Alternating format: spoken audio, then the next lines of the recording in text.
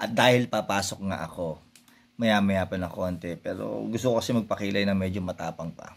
So, gagawa niya ako ng kilay. Ayan ang aking asawa. Gagawa niya ako ng kilay. Sige. Lagyan natin ipin. Ipin. Yung kilay ko, lalagyan mo kip. Oo, parang matapang nga.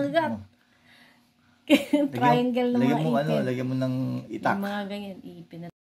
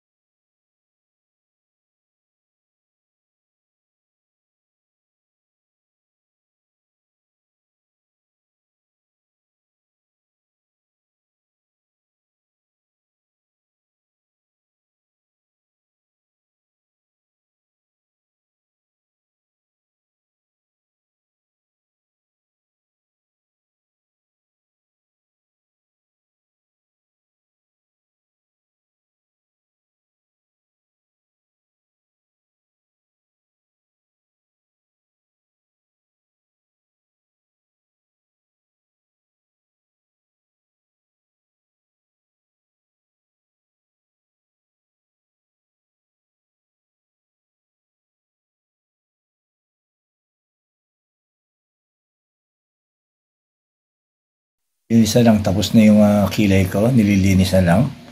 Mamaya makikita nyo na yung perfect na gawa. Perfect. Perfect. Ayan. Ganyan naman, oh. Ang ganda na nagkikilay sa akin. Ang ganda ba ng kanalabasan ng kilay ko? O, di ba?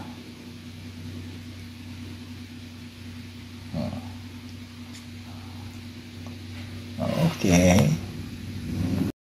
Ito na nga ang kinatapusan ng aking kilay. Yan. So, naka-costume na rin ako dito sa aking dressing room. Ayan. Lalabas na ako mamaya doon as General Antonio Luna. Salamat sa kilay sa aking asawa. Bush!